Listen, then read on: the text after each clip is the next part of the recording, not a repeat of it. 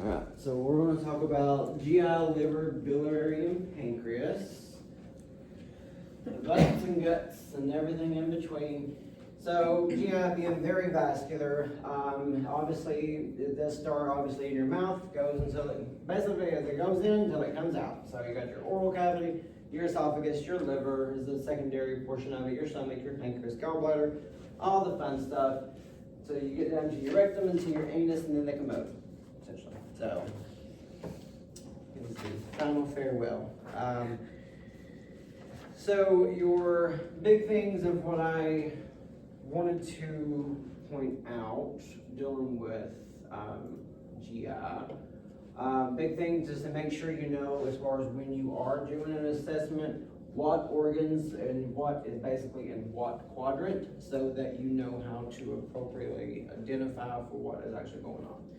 So whether it be your right upper quadrant or your right lower quadrant dealing with your appendix, your uterus, your large intestines, and then also you've got your right upper dealing with like your liver, your gallbladder, your duodenum, your transverse colon is also partially there. And then due to your liver being so big, it does go over into your left, but not as much. Your stomach is also in your left upper. Basically you do basically measure this from the umbilicus or the belly button, and when I put it on and I was trying to think about it, I was like, well, look, whoever assesses me, screwed. I don't have one. So, you better know your shit. No, so you got your small intestines and everything, of course, in your left lower quadrant. Not as much, but your sigmoid colon is going to be a big one for your left lower quadrant. So. All right, so your emergency signals, the big things that I wanted you all to kind of make sure you all look at dealing with just GI in general. Greater than 6 hours of abdominal pain without any kind of improvement, whether it be with pain meds or whatever. Acute pain with hypertension is a big thing. Basically, if the blood pressure goes up and the pain gets even worse, it means we've got something else going on. Severe pain with guarding over a recent abdominal incision, obviously. You think of like a hematoma or something may have burst, or you got to bleed. Increased abdominal distension, dealing with rigidity. Rebound tenderness is a big one on certain ones. Obviously, if you're vomiting up blood, so we've got some blood loss from somewhere. Prolonged vomiting or heaving without constipation could be something we're going to talk about here in a second. Of course, bloody or black tarry stools. Okay, and maybe some GI blood loss. So if it's bloody, is it new or old? If it's bloody, it's if it's coming more from red. lower. If it's red. Lower. If it's red, it would be more fresh, or is it more old? Fresh. Fresh. Be more fresh. So if it's fresh and it is coming out of their rectum, where would you suspect that bleed would be? Lower. If it is out of their lower and is black and tarry, Upper. it's higher up. Very good.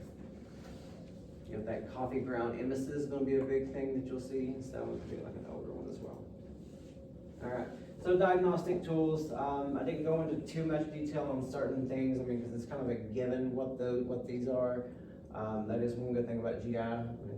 What you see, the thing is what it is. Upper GI, you've got, lower GI, you've got what? What's your big one for lower GI?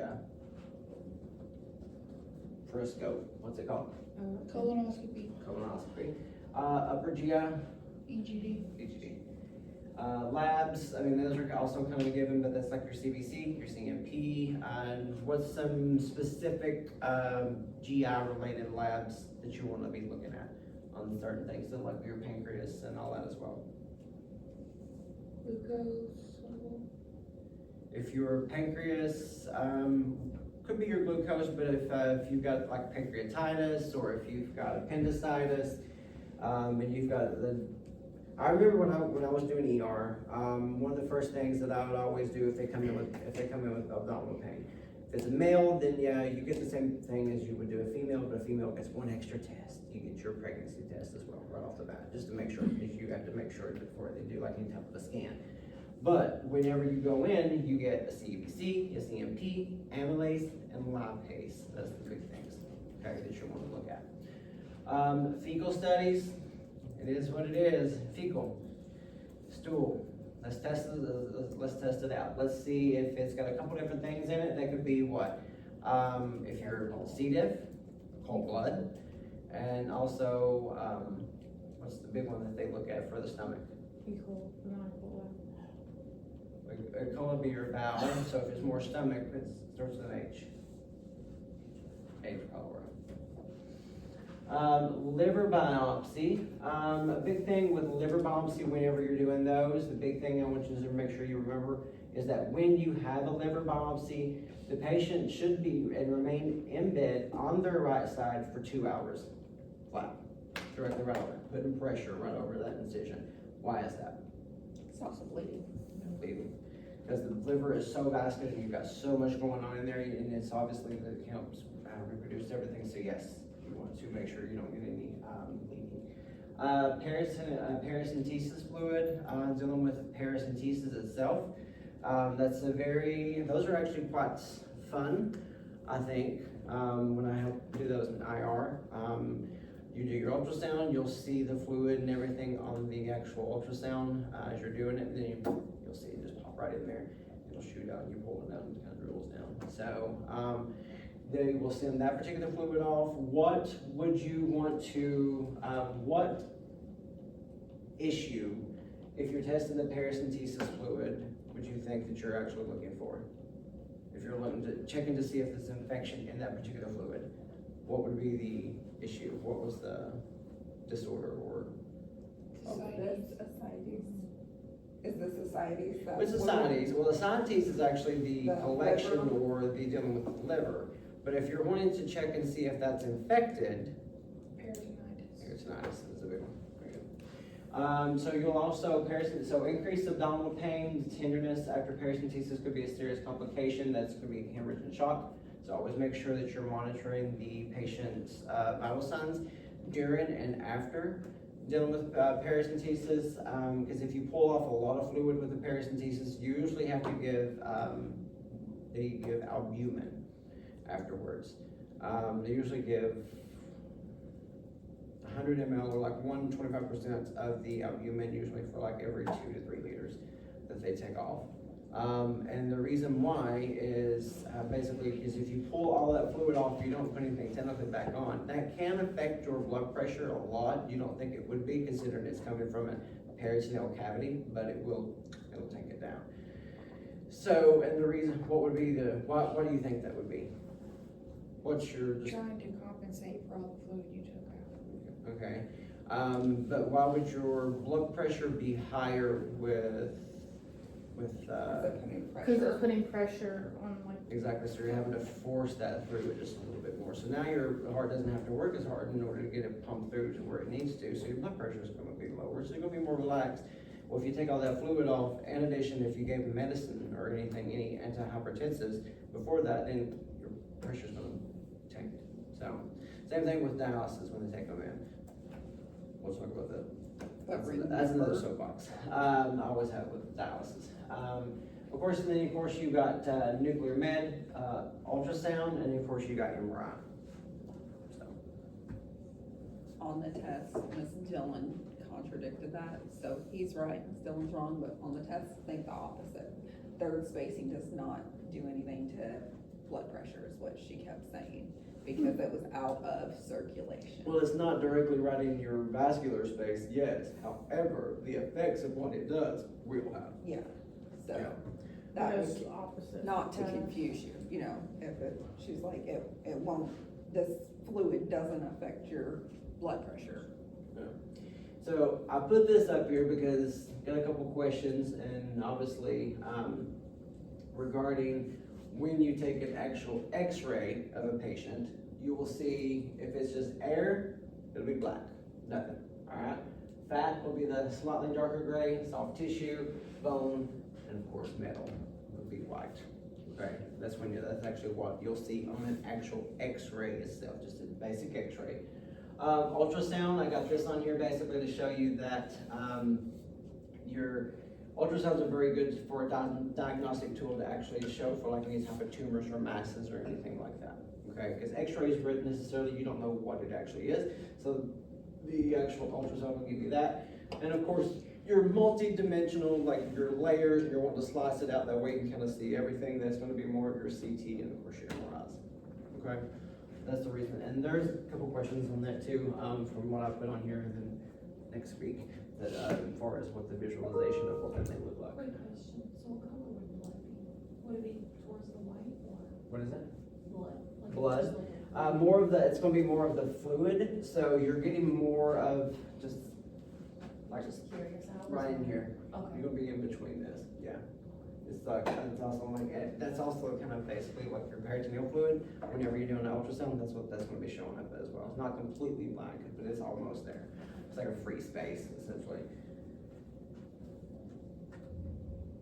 Alright, so, our lovely treatments, so drug therapy, basically, we always like to give a little drug here and there, hit it like a little something, you know?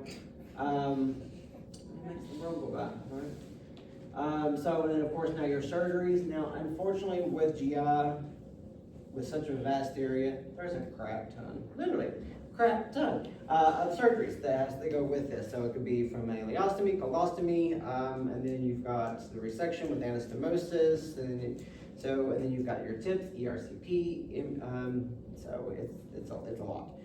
So, where's my notes? So, so surgeries, dealing with esophageal surgeries is a big one that I did want to talk to you about. Now, I know that, before, we were asked regarding esophageal surgeries.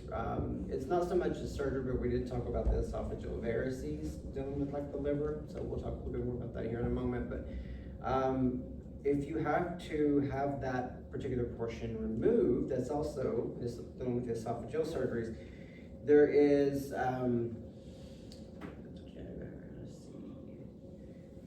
dealing with the esophageal strictures and or depends on if it's upper or lower, depends on what it is. Or actually I haven't seen personally, but I'm sure everybody's probably seen it on like TikTok or something. That's where I've seen it. We may be on different sides, you never know with TikTok. So, there was a woman who actually had esophagectomy, and whenever she would eat or drink, she would, as normal, but because of the esophagectomy, it would come out here. So, it's basically rerouted because of like cancer. So they had to remove, and that's more for comfort and pleasure is what so if you ever see that, that's more than likely what it is, and they'll also have a PICC line, and they'll get their nutrition and everything that way, because they're not getting anything through that. Like, I still have to physically eat, I still have to physically drink something, even though I know psychologically I'm not getting none of it, because as soon as I eat or drink it, it comes up into my bag here, and I've seen that. And they usually put that on the chest, so you'll see that either on either side. So just be mindful of that if you do see a bag or a stoma or ostomy higher here, that's what that could be. Okay, so they've had some esophageal issues, and they've had esophagectomy and everything, so. And then they'll have like a port or something like that for them to be able to get their access, because then they'll have to get like TP in. So what would it look like in the bag? Like, is it gonna be like just Same chewed up? form and what, chewed out, whatever it was, yep. Because nothing's broken down, because everything starts getting broken down basically in the stomach. So it's whatever you put in your mouth, you get ready to find out, yeah, so. It's quite lovely. But the woman I saw, she loved her coffee. She's like, I gotta have my coffee, gotta have my coffee. So I don't care, you can do whatever we need to, but I So gotta is have it her. like instant, as soon as she Yeah. drinks it, it goes Yeah. into, that's. Yes, and it was that psychological well-being part of it in order to cope. And that's some things that you'll see and you'll take care of patients, and like, it makes no sense. You're not getting the caffeine, you're not getting, but it's a psychological process that you also, because as nurses, we have to take care of a lot more just than the physical side, so that's part of it, yeah. But yeah, literally coffee in, coffee out, so. I just hope it ain't too hot, no, I like the taste of the things. I don't know yeah, if I could exactly, ever and live without I think tasting that was a anything. lot of her things, is dealing with that. It's like, I've still gotta, cause I'm like, you're just taking this away from me, like, psychologically, I need food to live, like, what are you doing? And they're like, well, we're taking it out, you're not gonna have it. Oh, I know I'm doing okay with this, but, you know, that would actually work out wonders for like a weight loss diet, I'm just saying. Get your TP, you gotta hook it up, I'm not getting anything else I don't need, I can eat that Big Mac, I don't have no abdominal pain from it, I don't have to worry about perf in my stomach, I'm good, let's get it. So, you know, it works. It's a wonderful diet, yeah, you lose all kinds of weight, eat whatever you want to, why not? And if you feel like eating more, just put a bigger bag on it, that's all you gotta do. When you're going out in public, put your small one on and you're good, yeah. So you got your esophageal surgeries, and then, I know, right, let's see, I ain't got no sense, but it is what it is. So you're dealing with your esophageal surgeries, your big ones, back to those, are your esophagectomy, dealing with you'll have patients come in because they're always getting choked, right? So you have those esophageal strictures. So whether it depends on if it's higher and or lower, it's gonna depend on exactly which one that you'll actually see as far as the actual name of that particular thing. So your cardiomyotomy, it's the Heller's cardiomyotomy is basically dealing with your lower esophagus, dealing with the dilation of that. Or you may see your circumpharyngeal myotomy is basically dealing with the upper part of it. So, obviously, those particular patients, when they go in and they have an esophageal stretching or dilatation or surgery dealing with the esophagus, obviously you can't put anything in. So, because you cause some issues and they need to heal. So, what are some things that you want to allow the patient to be aware of when they wake up that they're gonna have? That way they don't freak out. I was like, why do I have this? What went wrong? Also with G2. NG. Usually, since it's gonna be just temporary, it'll be an NG tube. And then if it does have to stay longer, then they can put in a temporary, like a peg tube. So always let them know they're gonna have an NG tube when they wake up, and pack you so they don't freak out and wonder, why do I have this? Because that's obviously how they're gonna get their meds, their nutrition, their tubing, and everything else, okay? So once we put in an NG tube, we'll get to that, let's talk about that skill just right quick. Whenever you're measuring with an NG tube, what do you measure from to? Where's your points of interest? Ear, to like that Choose that word process. So whenever you're putting it in, always encourage to tilt the head back initially, going to the side. Once you hit that gag reflex, bring your head all the way forward, and you want to have them to usually swallow or drink at the same time. What does that do? What does it close? Your airway, like your trach. Your glottis is what it is actually. So that particular part, but yes, it closes off the airway, that way you can kind of guide it straight into the stomach. Also, with those patients, if they have an NG tube, they're going to be higher risk for aspiration, so higher risk for pneumonia. Okay, so always just make sure to turn, cough, deep breathe, all the basic stuff from what we've done from semester 1. For gastric surgeries, so these are the basic gastrectomies, bypass. It's going to be those kind of things. Okay, depends on which particular surgery, depends on like what's in post-op teaching that you're going to be doing. Big one with gastrectomy is, even if it's a partial gastrectomy or a gastric sleeve, a lot of those is just remember that you cannot drink anything more at first, for the first week, almost at a time. About a medicine cup is about the most that you can actually hold at a time. So 30 ml, that's as big as your stomach is, just in order for it to heal.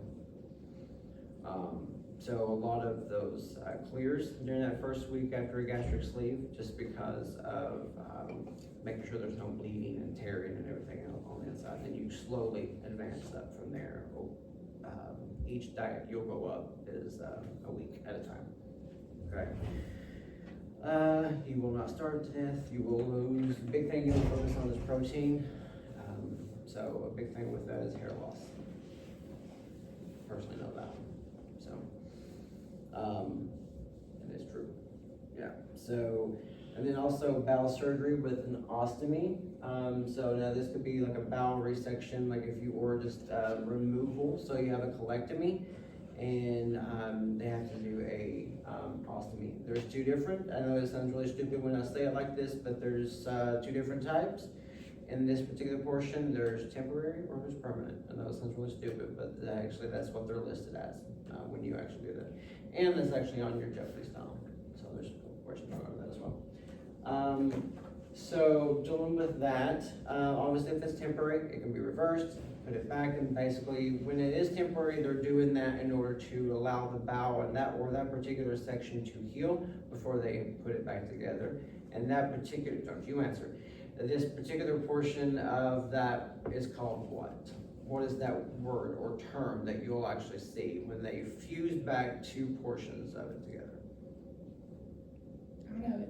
I know you know, that's why I said don't answer, because you said, you better know, consider where you work. Anastomosis. So it's the fusion or that reconnecting of those two, okay? So that's what that word means whenever you do see that, is the refusion or the reconnecting of that. And then we've got, which is what I said, bowel resection with anastomosis, right below it. Then you got your appendectomy is another one. Now, an appendectomy is removal of what?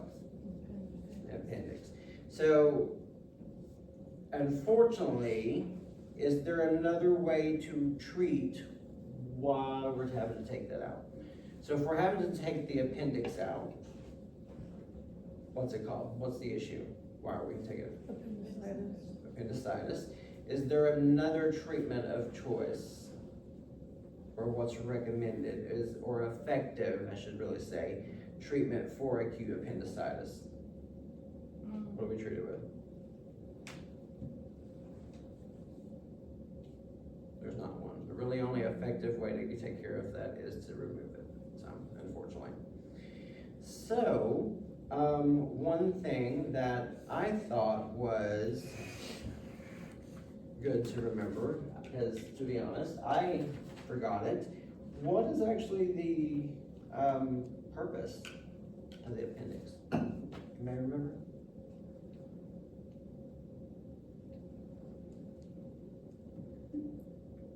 What does it store? Trick question again. I feel like this is.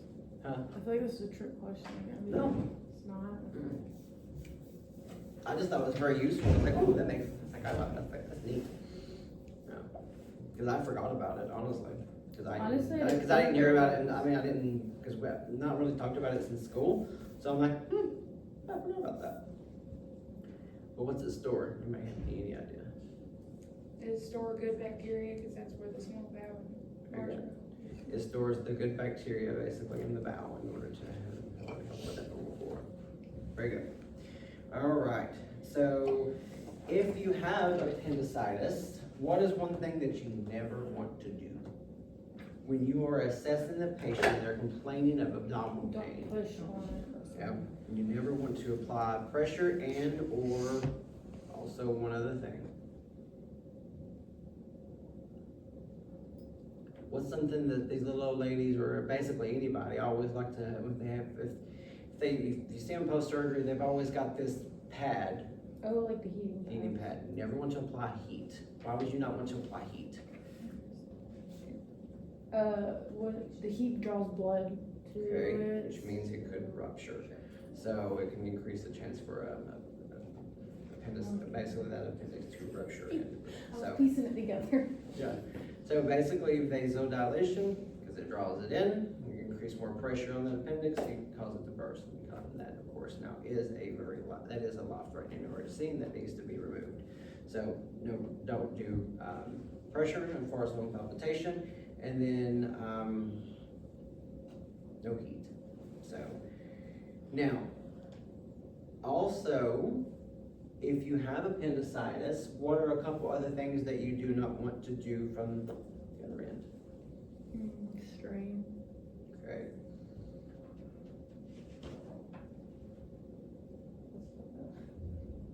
So you never want to give enemas.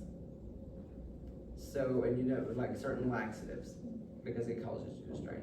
So if those patients feel like they, if you've got an acute appendicitis, and obviously you don't have that you're not to a point that you're looking at potentially going for surgery right now because it's not as severe, then you don't wanna give them anything that would cause them to strain or push down. So any type of laxative or stimulant or enema with that, because at that particular point, as you're sitting there, you're getting the enema or whatever, and you're pushing, you hit that vagal nerve by pressing down on it, it gives more pressure in that particular area. So you never want to do any of that, because that is a risk for causing that to rupture. All right, and of course, now we're getting into our lovely gallbladder. Now, dealing with the gallbladder, there's a couple different things on that we'll talk about here in a moment with that. But that's dealing with like your cholecystitis, cholelithiasis, and things like that. So with that particular surgery, you're looking at basically a cholecystectomy, and that is usually done how now? Just laparoscopic. Yeah.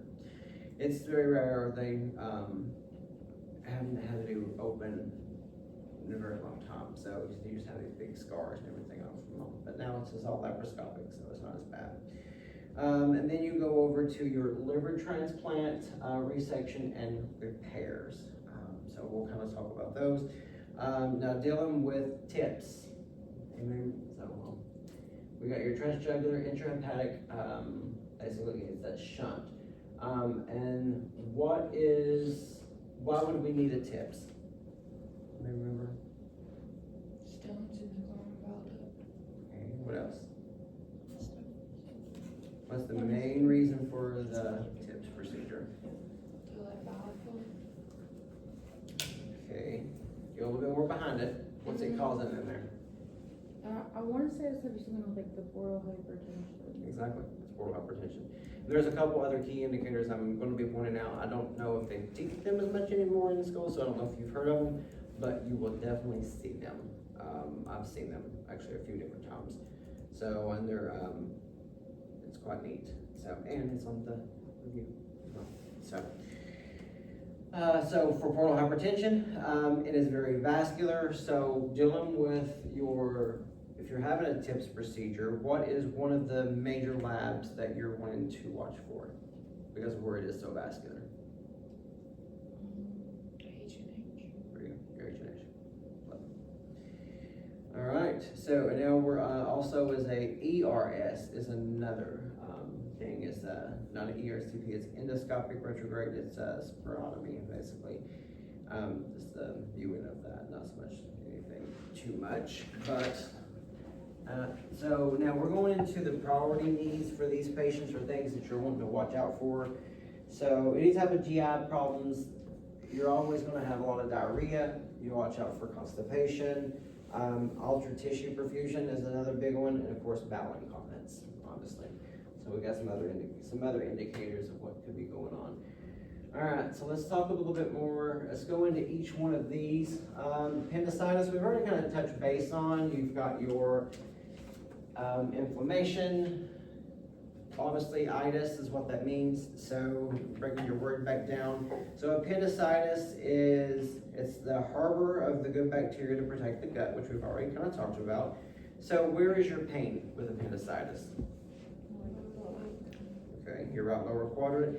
What is your abdominal, when you are palpating the abdomen in general, what is your key word or your key identifier dealing with appendicitis? How is your abdomen going to be? Is it board-like? Board-like, yep. Board-like rigid. You can have some abdominal spasms.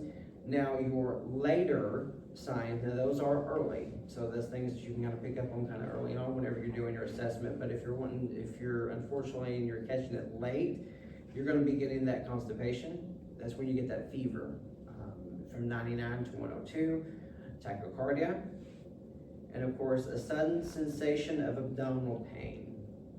Now, if you feel that increased pain all of a sudden in that right lower quadrant, what's that a sign of? It busted. Busted. You ruptured. Yeah. And then that's when you actually have your abdominal distension and everything else.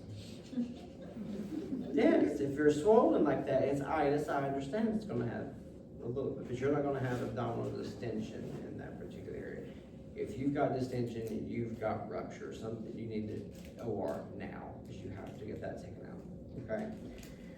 Treatment, like I said, appendectomy is the only effective treatment for appendicitis and, of course, MPO, because you're going to surgery, so you don't aspirate.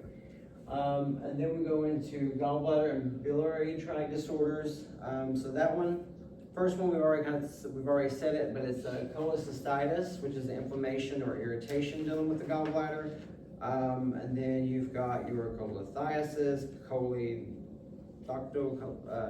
lithiasis, basically the inflammation, irritation, basically dealing with like the ducts and dealing with all the gallbladder. And cholangitis is another one. The classic attack with that would be what? What is your classic sign with cholangitis? Or your hallmark sign, I guess you could say. That would be more of the pain in the right upper quadrant is gonna be a big thing, radiating to the back. Okay, so also look at, because it is dealing with the liver, sometimes you may think because where it is going into that upper back and that you could think it's possibly flank, so dealing with like renal. But your other things that you're gonna be looking at when your patient's bowel movements, always be mindful of looking at their stool. I know it sounds disgusting, but you can actually get a lot to know actually what's going on from the patient with actually looking at their stool. So if their stool is, you might have any idea of what color? Like red. And what color may be their skin? If they're having, Yellow. okay, which is called jaundice. And one particular taste that they may taste whenever they're belching. Sweet. Sour. It's like they just big old sour apple or candy or something. So it's a very sour taste, and when they're actually belching, they'll actually tell you that. So surgical removal. What kind of diet would you recommend? Low fat. And non-invasive treatment with, because if it is related to stones, The sound wave. which is called, because they use it for renal as well. ERCP. Well, ERCP, they go in to visualize with it, yeah. But if they're doing this, what's it called for the sound waves? I only know it as a sound wave. Lithotripsy. So, and it's to help break down the stones, so hopefully the stones will pass through the bowel duct and get it back into the system to get them out. Okay. And then we get into cirrhosis. Now, cirrhosis, it's very widespread, basically destruction. It's the death of the hepatic or the liver tissues or the cells, so remember that. I don't know how much she likes on it or for the test, but it is the 4th leading cause of death in the US. And also it is usually what age group usually do you see cirrhosis? I'm gonna say 40 to 60. 45 to 55 usually, that's when you start to see it, yeah, 40 to 60, that's actually really good. But your causes, there are 4 different causes of cirrhosis though.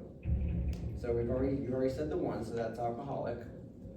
Okay, what else? Hepatitis. Hepatitis. Non-alcoholic fatty liver disease. Okay. Is that one of them? No. Partially, it's The MASD something. Something. it's drug related, so, because if you remember, your liver is the way I think of the liver is your filter. So no matter whatever you take, or whatever you put in your mouth, goes through your liver, no matter what it is. So, So drugs, And alcohol. so you. drugs, alcohol, hepatitis. And then fatty. Is it NSAIDs is part of drugs? What's here? What do we do when we're doing this all the time? Heart failure. Right or left? Right. Right. Very good. Alright, so, now, with cirrhosis, this can cause what we talked about a while ago regarding the, what's it called? The reason why we have to have the tips. Portal hypertension. Okay, and the portal hypertension can cause,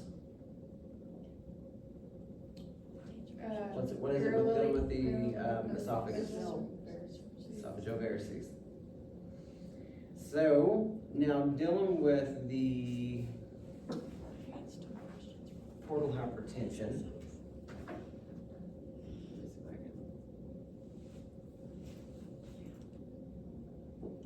Ew. Ooh, That's what? that's portal hypertension? That's scary. Portal hypertension can cause that. That's what you'll see with it. Now, I don't know if they talk about it as much anymore, or if they still say it, but they will actually call this caput medusa, is the actual medical term for it. And the reason why they call it Medusa, and that's the reason why I put her up there, is you can see it looks like the snakes on her head. There's just some of them, and it's basically right around the umbilicus is where it starts. You'll see that protrusion of those veins and all of that, so it'll be very prominent. Just kind of scale them over there. So, like you can kind of like with this particular patient and with those, you can actually you can kind of dip and wave into it because those veins are so prominent. So, but that is called caput medusa. So whenever you see a patient with that, know that they've got that portal hypertension and we've got some major issues. Now, obviously, if we're getting this severe, he needed skips a long time ago. So let's get that drained, because if not, that can cause a lot more other issues. But I wanted to make sure you know that. So whenever you got a physical sign of your patient with portal hypertension, What's more, I guess, like, that's more of the an early first stage. one? Yeah, that's Okay. more of an early stages. There's just different ones kind of showing right how it starts off more around the umbilicus region. And once it's more advanced and progressed, you'll see more of that completely all over the stomach. But you'll see it initially just around that umbilicus region first, and then it'll expand down there. So, but that is called your caput medusa. So. Will you see the early stages with if someone's like more overweight, like side still? Okay. Yeah.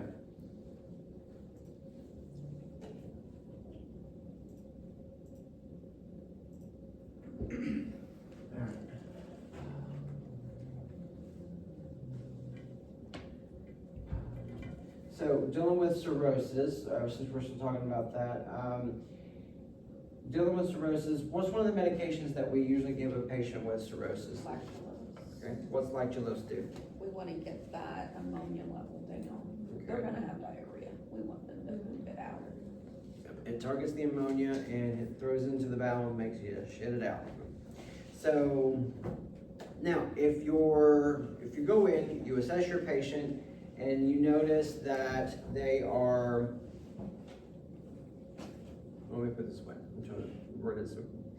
You go in, you assess your patient, you know their ammonia level is elevated. What are you expecting to find with this patient? Level of consciousness is gonna be low, like, they're gonna be out of it. Okay, what else? Like if it's just severely, if it just keeps climbing. There would be jaundice for sure. Whether Muscle like, rigidity? Huh? Will their muscles be rigidity? Like twitchy.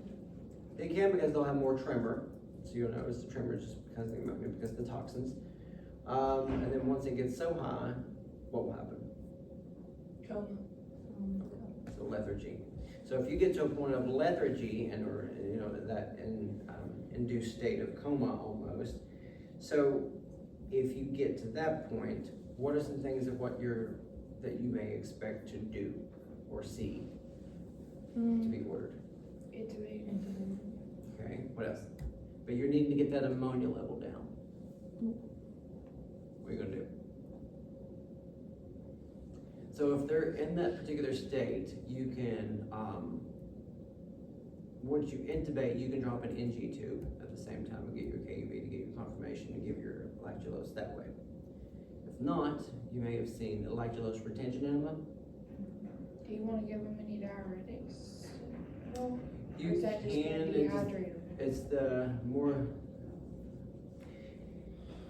I'd give them the lactulose enema first, because then you're gonna have fluid depletion off of that, and if you pull diuretics, it depends on what else is going on, you can deplete even more. So, I'd go more for a retention enema for the lactulose, or a lactulose through the NG in order to get that ammonia level. Because obviously that's the reason why they're in that state anyway. So, and what is that a sign of? What is that condition called? encephalopathy. Very good. Yep. Hepatic encephalopathy. Very good. You did it right. All right. So, and then some dealing with cirrhosis. What is the? How are you going to get your confirmed diagnosis done? What is the Liver test that you're biopsy. going to do? Liver biopsy. Yep. And then you have to lay on that side for how long? After 2 the liver? hours. 2 hours. Very good. So also besides your liver biopsy, which is going to be your main indicator, you're going to look at your labs and of course treatment with cirrhosis. Obviously, like we said, there's 4 different causes. So you got to find out exactly what that contributing cause is so you can actually treat it. That's going to be your big thing. So now dealing with cirrhosis, we've already kind of talked about, we have what else happens with those patients? Obviously they're very jaundiced, but they have a lot of what? Ascites. So dealing with ascites and those extra fluids, what's the treatment in order to get that off? Paracentesis. Paracentesis. Also, what do we do for those patients? A fluid restriction. Okay, what else? Like just basic nursing that we can Head do. of the bed is up. Yeah, well, So yeah. not- Head of bed Yeah, elevated so they're because in order for the diaphragm to fully expand, because if not, it's gonna push up and you can't really breathe. So a big thing is daily weights is a big thing, with that. Now, when I was trained, You said abdominal girth. Yeah. Miss Webb said no. Yeah, She we said, talked about that. well, I was taught with it that you do those, but I mean, it's trying to get that realistic, trying to get somebody to set up in the morning is a little bit more difficult too. But at home, but yes, if you can get an abdominal girth, that would be ideal, just because it can actually show if it's actually more of, actually just in his stomach for his weight gain. Because you don't know if the weight gain is maybe he's having some edema, if he's having it actually in his feet, or like what else is going on, or if he's eating more, or if it's just because of the fact we got more ascites fluid. So now, dealing with cirrhosis and dealing with the liver being so vascular, and of course your blood and everything else, there's a couple things obviously you want to warn them about doing or not doing, and not taking if they're having that, if they have cirrhosis. NSAIDs, no alcohol. Okay. And also straining during defecation and blowing of the nose or sneezing, just to put in pressure to cause any bleed. But also dealing with that, since liver and that deals with your clotting factors, so you're going to be a little thinner. So they usually try to recommend what if you're very thin blood. Vitamin K. Okay, so check the vitamin K, that's the help thicken it up, but if you're just teaching at home, what patient teaching are you gonna do with that? Male, if you got a male patient with that. So go from the straight razor, or like a regular razor, go to electric razor. For toothbrush, go to a soft bristle toothbrush. Watch out for your corners and the sharp edges and things like that because of fear of cutting, okay? And then, that's it for cirrhosis. Now for Crohn's, what is the difference between Crohn's and irritable bowel? Is it Crohn's throughout? Crohn's can be Crohn's like only. anywhere. Throughout versus diverticulitis is, towards the colon. Yeah. Or irritable bowel, yeah. But yeah, Crohn's can be any part of the GI system, doesn't matter, but it's usually where? Small bowel. And the ileum is the big one, is that portion of the bowel. So now it also involves what? Crohn's. Why is it in those particular systems? What's causing, what's going The on? bacteria. Okay, but what's, Not the pockets, but like the diverticulitis, it has like I always think You've got Crohn's them- and Crohn's, you've like got there's them like all throughout your something. body. Try to give you another hint. Your lymph nodes. So, dealing with your lymph nodes, it also involves regional lymph nodes that become inflamed, enlarged, and the submucosa become blocked. Therefore, it becomes more irritated, more inflamed, and therefore, it will, that's what the inflammation of that particular part of the bowel is actually causing that issue. So that's why it can happen anywhere, because you got lymph nodes about your body, okay? So now, one question you will see on there more than likely, and one thing that I do have on mine from the Jeopardy style review, what is the name of the stool when it's oily, fatty, and often floats? Sterotoria or something Yeah. like that. Sterotoria, yeah. So that's why it's always so important to look at your stool, even when they poop in the commode. Does it float? If it floats, it's usually lighter, so therefore it's more fatty, and you also like see different like oil and stuff like that come off of the stool. So, and that's gonna be a issue with that. Now, also dealing with Crohn's, usually what's the average bowel movements a day? Because obviously we're gonna have a lot of bowel movement because the irritation is the gut's constantly like kind of spazzing a little bit, so you're gonna have a lot of pain. So your bowel movements are what? 5 to 15 times a day. I think it was like 15 to 20 bloody stools a day or That was something. the other That's the other one. one. That was the other one. I can't remember which one it was. That was the other one. Usually it's not quite as much, but it's like 4 to 6 usual bowel movements a day, which is still a No, lot. there is one that has like 15 bloody stool. You're right. I just can't remember which Who one is it is. that? I don't know what. Now, a rare sign with the Crohn's, you'll see clubbing of the fingers. This could be one thing. Okay. So treatment, obviously, as we talked about, basically the reason for the inflamed lymph nodes could be infection. So obviously you're gonna give antibiotics, right? Now, we talked about this with the adrenal glands that they give it, regarding for their cortisol, which is a steroid, right? So we give steroids to help with the anti-inflammatory as well, to help with that inflammation. So when you get to, off-side note for this, but when you get to neuro, regarding like your back and like your spinal cord injuries and stuff like that, if you've got a lot of swelling in your spinal cord, corticosteroids does really good about decreasing that particular swelling. So if you have a lot of like just new onset of numbness after an injury or something like that, they'll give those corticosteroids and everything to decrease that swelling on the spinal column in order to hopefully regain the sensation. So, but yeah, so you give steroids, and then of course you got your surgery. Now dealing with your surgery, since it could be any portion of it, usually dealing with the ileum and part of the small bowel, what would that particular ostomy be called? Ileostomy. Ileostomy, you're at a higher risk for electrolyte dehydration is going to be your big thing. That's actually going to be your big readmission rate, and that's usually the reason why. Is your dehydration. 15 to 20 bloody stools. Which one? Ulcerative colitis is the bloody 15 to 20 stools a day. Yep. I knew somebody was having a lot. I don't know. No, you knew it. You knew it. It's UC. So dealing with surgery, so now one thing with a ileostomy patient, There you go. what is one big thing? Sometimes I've noticed that patients who have Crohn's and they have an ileostomy, sometimes they're also younger. So what's gonna be the big thing that you're gonna try Body to? image.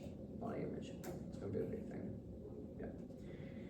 And stomach care is gonna be a big thing as far as teaching, dealing with that, as far as going home, so. Now, we go into diverticular disease. There's two different ones, obviously. There's diverticulitis and there's diverticulosis. What is the difference? The diverticulitis has the little pouches that are the stressables called diverticuli, and diverticulitis is just the inflammation of the diverticulum. Well, they both have them present. So diverticulosis is when they're there, but they're not causing any symptoms. They're not symptomatic with it. So they can have that diverticuli or the diverticulum, essentially, that little pouch essentially comes right off the bowel. They can have that. They're just not inflamed, they're not as irritated, so they're not causing any problems. So with that, which means they're usually diet modification, they know what they're doing as far as their diet. Hey, I don't eat this, I don't do this because I know this will aggravate it. So, but because it's now you're in pain, that's when you actually got that diverticulitis, and that's because it's inflamed, potentially fatal if obstruction and or hemorrhage is a big thing with diverticulitis. I've had a lot of patients actually have part of that rupture, and they have to go to OR, they have to have that cut out. So that's when your bowel resection comes into play with the anastomosis of fusing it back, or sometimes what they actually do in order for the bowel to heal, they'll do a temporary ostomy and therefore allow the bowel heal, rest, heal up really good, and then they'll reconnect it and they'll just put it right back together.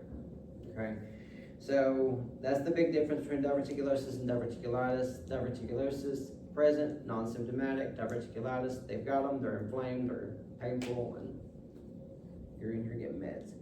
And watching for making sure that they don't bleed. Now, with diverticulitis, increased demand for what in their diet could be harmful effects of constipation and straining. So ensure increased demand of what in their diet? Can you? Fiber. Very good. GERD. I didn't go into too much detail on GERD, considering it's GERD. I'm like, there's not too much that you can really say or go into too much about it, because essentially, what is it? It's gastric reflux, essentially. So that could be caused from either two different places. A lot of people think it's just the one, but it could be caused from either just the stomach or the first part of the small bowel into the duodenum. So any of that extra secretion and everything coming back up causes the erosion and everything of the esophagus. Obviously, that could be what's causing that. So once you figure out that, once you're GERD, what are the couple of medications that you're going to give? Antacids. Antacids. So you're dealing with your. Yep. And PPIs. So you got your Prevacid, your they don't give Zantac no more, but your protein pump inhibitors and things like that. Yes. And then, do you teach with GERD that they need to stay sitting up for at least 2 hours after eating, and Yes. then to sleep on their right side? I mean, do they Just sleep? elevating it at night. No, they sleep on one They side can where still- it closes and Yeah, stuff. they sleep Left, on the, left side. yeah, they sleep on their left side, so Their that left way, Yeah. it actually goes It into the drains. stomach It drains and not. into the- Yeah, because if you lay on your right Right side, side, if you think it's of it as going far as the straight road into is, the- it kind of sits there, so therefore it can come back up into the lungs, so you get risk for aspiration. It all just sits there. But when you go on your left side, it actually allows it to properly drain into the small bowel and go throughout the bowel system, so you don't have that issue. So if you do have GERD, increased amounts of GERD, left side or sleep up. That way you can just help prevent that aspiration. That makes me skinnier. So, Me pooping. and then we get into hepatitis, and then we got an intestinal obstruction, but I forgot to put on here, just realize is the hepatic encephalopathy, but we've already kind of talked about that since it was dealing with like cirrhosis. We've basically talked about already, it's an increased ammonia levels, increase your confusion, and now if you have hepatic encephalopathy and your patient is alert, they're talking to you, you go in and they can have a slight tremor, but their breath will have a particular odor Fruity. and It's sour. Sour is the one. sour was before. It's It'll be it's sweet, like but bitter. it's like a. It's not fruity, is what Dixie said. It's not like the diabetes breath, but it's still like a sweet smell. Sweet. It's Yeah. still, it's a little sweet, but it can also have a musty. So you're gonna have a very musty smell. Ew. All breath smells musty to me. Yeah, and I'm sorry, I don't get up that close. I mean, unless like when I'm assessing them and I'm like, all right, I'm gonna take a listen at you and everything, and then like, unless you're like breathing it right there, I'm not, or unless it's like really bad.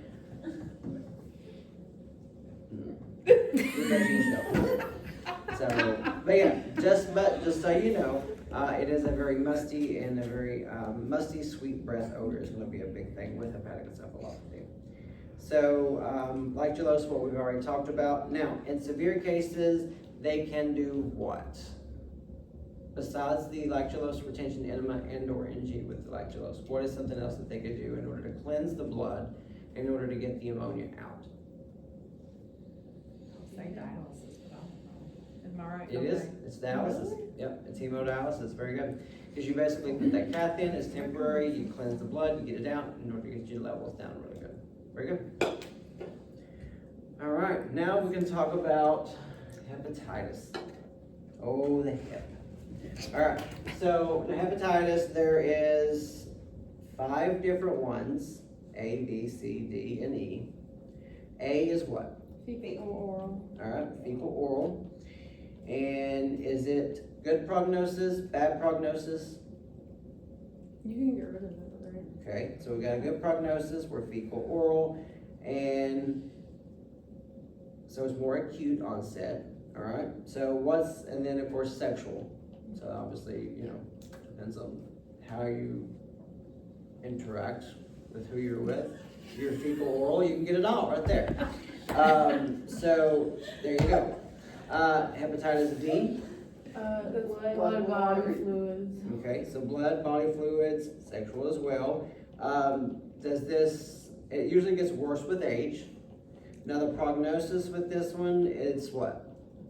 There's a vaccine, so it's like, Yeah, it depends on the severity, how soon you caught it, and depends on what, everything, exactly.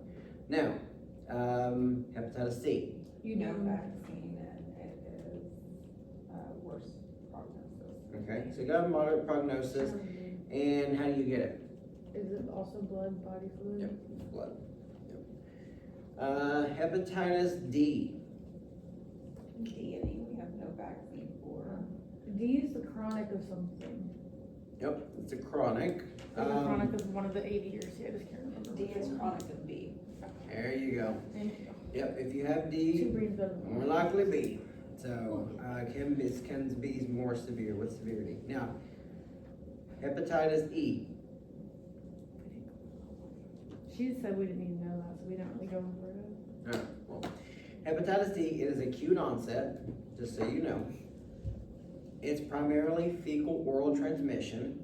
Oh, this is the one through drinking water, right? Like, it's more common with drinking water? Good, it can be, yeah. But it mainly occurs in people who have visited areas such as what?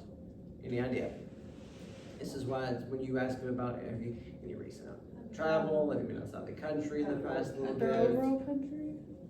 So you got India, Africa, Asia, or Central America. So those are the ones that will actually, if you've visited those particular areas, then you are at risk for having hepatitis E. If you've done any of those fecal oral stuff in those particular areas. Never know. Let's see. Now, prognosis is good unless you are what?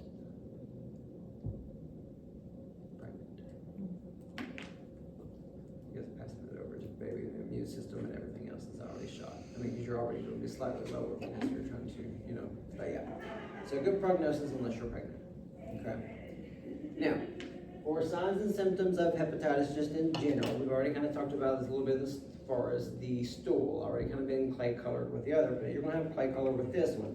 So obviously with the hepatitis, since it's dealing with the liver, we've talked about jaundice with the skin. Sclera is also going to be another thing that you're going to see a lot of that of.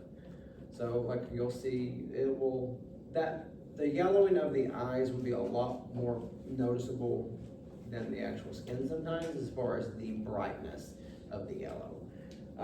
Also, dark urine, so it may look more very concentrated, with the bile, and then of course possibly liver and lymph node enlargement is going to be another thing, so you may have that as well. Now treatment, if the patient is female and or childbearing age, and you're getting treated for hepatitis, and usually involves like some type of maybe whatever it may be as far as medication. If you are a female and or childbearing age or child, you are recommended to stay away from those individuals for how long? 6 months after your last treatment.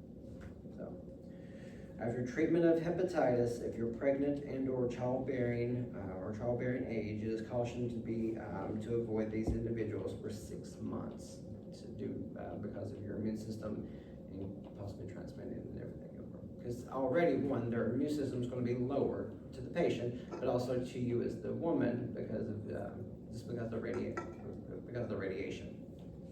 Okay, you're putting yourself at risk of that one. So better have 2 bathrooms if you man's a drinker or a woman's a drinker or whatever. You got hepatitis and you're using your drugs and everything else and practicing all the fecal oral activities. So yeah. Then we can get into intestinal obstruction. So the obstruction, when we say obstruction, it doesn't mean always that you've got a blockage in there that it's not moving. It could also mean it's a twist. What is the name? What is that called? What is that twist? It's obstructing. It's keeping anything from It flowing starts with a through. V. Huh? Does it start with a V? Starts with the I. Yes. Ileus. Yes. It's an ileus. So a paralytic ileus is the other name of it. So you got your abdominal distension, you can have your vomiting, constipation, which sounds really crazy because you also have some diarrhea with it, okay? Diarrhea, though, sounds really crazy, especially just constipation in general. You can have diarrhea because it can come around it. So always be mindful of that. Diminished or absent bowel sounds. So what is your treatment for a patient who has got a paralytic ileus or an obstruction? NG2. Okay, and what's it do? Can help clear the obstruction. Or like it, Yeah, so it helps resolve it in a sense. Basically, it does a gastric decompression. Essentially, it pulls all that off above it. So hopefully, since it's an ileus, which is what it is, where it's a twist, the bowel will hopefully untwist itself back, which is normally what happens, and then it can kind of resolve itself. So by taking that pressure off of it, the bowel can rest and relax a little bit and hopefully untwist itself. So you got NG, IV fluids, you do an EGD, just to remove an object if it is something that may be obstructing it, if you can do it. However, if it's in the large bowel, in order to do that, how are you going to resolve that?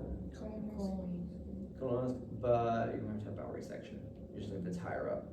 If it's higher up in the large intestines, you have to get it, yeah, that's the bad part. You're gonna have that part of it removed. So you're gonna have a bowel resection.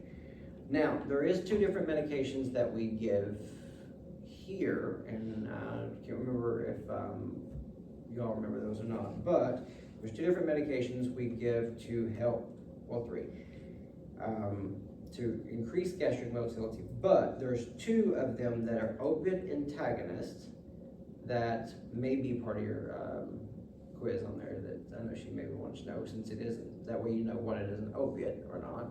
So it's an opiate antagonist. There's 2 that you want to give to a patient with a paralytic ileus or an obstruction.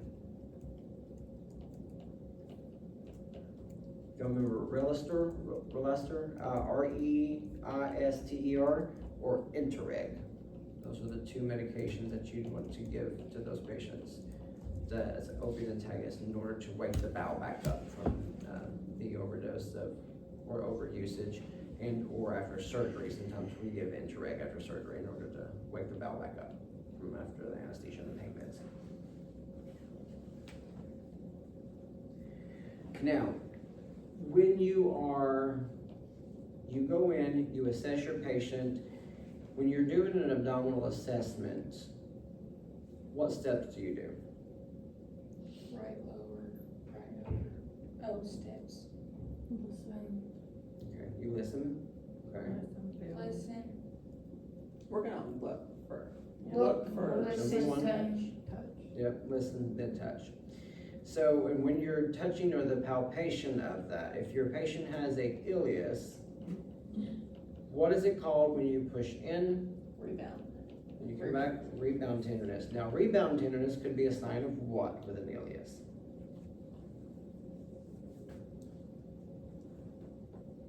It's your big indicator. If you've got rebound tenderness with an ileus or an obstruction, Bleeding? Huh? Bleeding? it's caused by strangulation or basically with ischemia. So basically, it's a lack of blood to that particular part of the bowel. So if you've got that increased rebound tenderness with that, that you're suspected that it's a strangulated bowel, then of course, then you gotta remove it. Remove it, try to get it reversed, or just allow it to heal, because if not, it's for sure gonna be gone. Then we get over to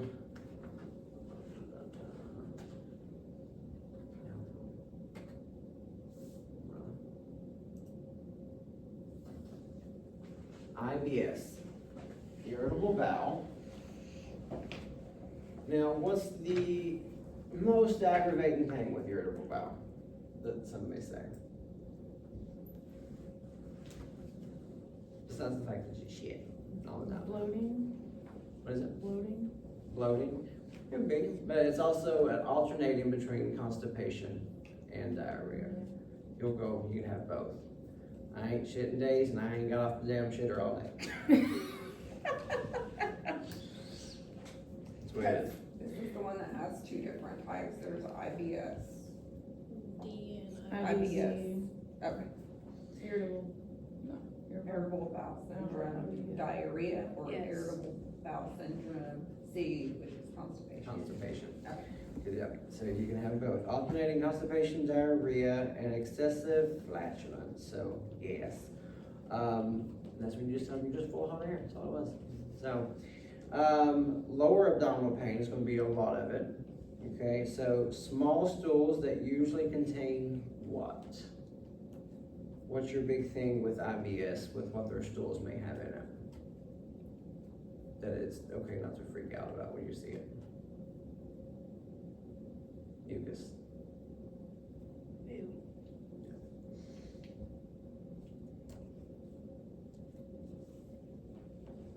Alright, so pancreatitis.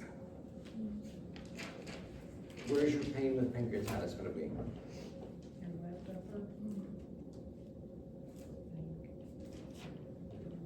And it can be right here. It's more related to the epigastric pain and close to the umbilicus radiating between the 10th thoracic or the 6th lumbar, or in the right upper quadrant, but predominantly like right in the whole section here. And then also your abdomen could be what? With Bruising referred pain here, right? It can be referred, yeah. to the back. Radiating between, yeah, because that's when The you're, left shoulder for pancreas, right? Referred pain. I thought it was just to the back. it'd be at the back, just on the right side. What was the one, I know you're talking about, there's something. The with shoulder is for the after surgery. Yeah. Yeah. Because of the gas pain and entrapment of air. Yeah. That's when you gotta get up and walk, and don't wear spandex, cause you're gonna look like you're smuggling cauliflower and coming out of your pants when you're walking down the hall. So, walking farts. It's gonna build up and look like you have a big head of cabbage burger. Yeah. But yeah, that was just gonna be more of the radiating to the back and everything for the pancreatitis. So, your abdomen will be very what? When you're You can have bruising with it, right? bruising, very rigid, very hard. It's gonna be your big indicator with that. All right, peptic ulcer. I have to say peptic ulcer because I was told by my instructor, never say PUD, never say PUD, and bun, like when we did with renal. Don't ever say bun, I'm like BUN. So we always so you always hear me say peptic ulcer disease. So peptic ulcers, we already kind of talked about the cause of peptic ulcers, and that is called what? H. pylori. H. pylori. And how do you determine if they got H. pylori? EGD. Okay, EGD. So with H. pylori, and you've got H. pylori, we've got ulcers, what are some meds that we're gonna give? Anti-association blockers, PPIs. There you go. Yeah, would you give antibiotics too? For, Depends on the severity of the H. pylori, yeah. Sometimes they do, they give them some, like 5 to 8 course just to be on the safe side. Alright, so what does the one medication look like? A friggin' horse pill. They usually give it before, when it's the pill form. Before pills, they use for ulcers. I can't remember the name of it, but it's like you're supposed to take it, and once it gets in your stomach, it starts coating the whole thing. I don't remember the name of it. So the other name for it is Carafate is one of them, or the other one is like the something like I say Carafate. So, it comes in a pill or liquid form. I personally like the liquid a lot better, because that way it kind of coats it a lot better. But what that does, you take it at least about 30 minutes to an hour before you eat. That way it puts that protective barrier over the ulcer in order for that ulcer to hopefully heal up.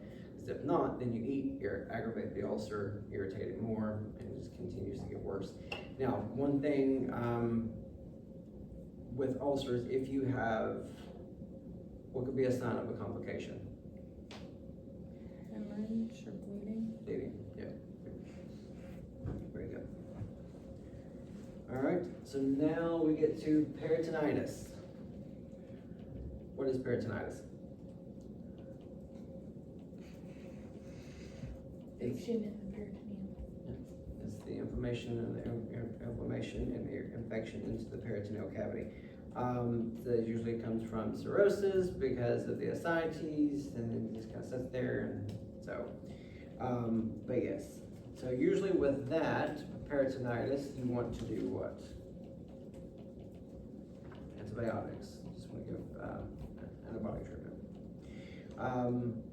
What patients are at a higher risk for peritonitis? People that have cirrhosis. Cirrhosis, but we're going to be talking about it later.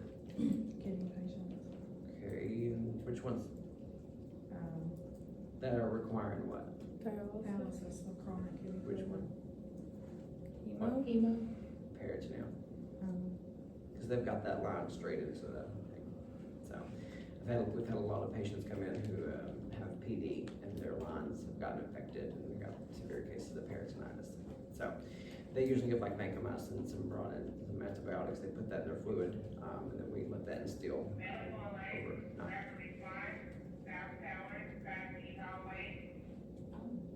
We're going straight from the hallway. They ain't gonna take it in the room. So, alright, and then we talk about our lovely ulcerative colitis, which you already kind of talked about, all that reoccurrent bloody diarrhea. Now, besides the blood, dealing with ulcerative colitis, what are two other things that you can and will see in their stool? That's the blood. Besides blood. Oh, sorry. Yeah. Yeah. Sorry. Just because you've already said that one, yeah. So there's two other things that you can see in their stool that are typically noted that sets them aside a little bit more. Pus. You know, pus and mucus. So, because we already said mucus was already with what? IBS. So I'm like, all right, so if I just say mucus, well, I don't know if this is ulcerative colitis or if this is IBS. So, well, all right, well, no, there's some pus and there's some blood, never mind, I already know which one it is. So that's gonna be your big indicators of which one it actually is. So, and then you go into,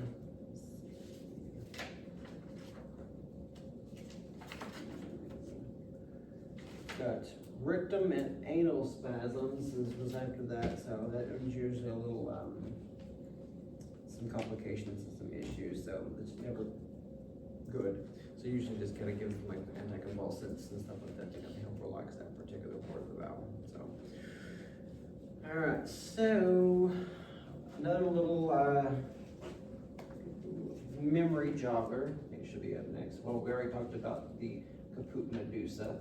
So the caput medusa is actually spelled like that, but the next one is brain. It's an easy way to kind of remember with that. So with abdominal pain, it is generalized or localized to the right lower quadrant. Remember brain. So right lower quadrant is what? Appendix. So we got border-like abdomen, retroactive respirations, where you are, anorexia, increased severe abdominal and rebound spasms, and nausea and vomiting. So it's another easier way, like use that Can you acronym. say that again, board like admin, what's the Yeah. R? Retroactive respirations, cause it'll start interfering with your breathing. Anorexia. Increasingly severe abdomen and rebound spasms. Increasingly severe abdominal pain and rebound spasms. And then nausea and vomiting for your again.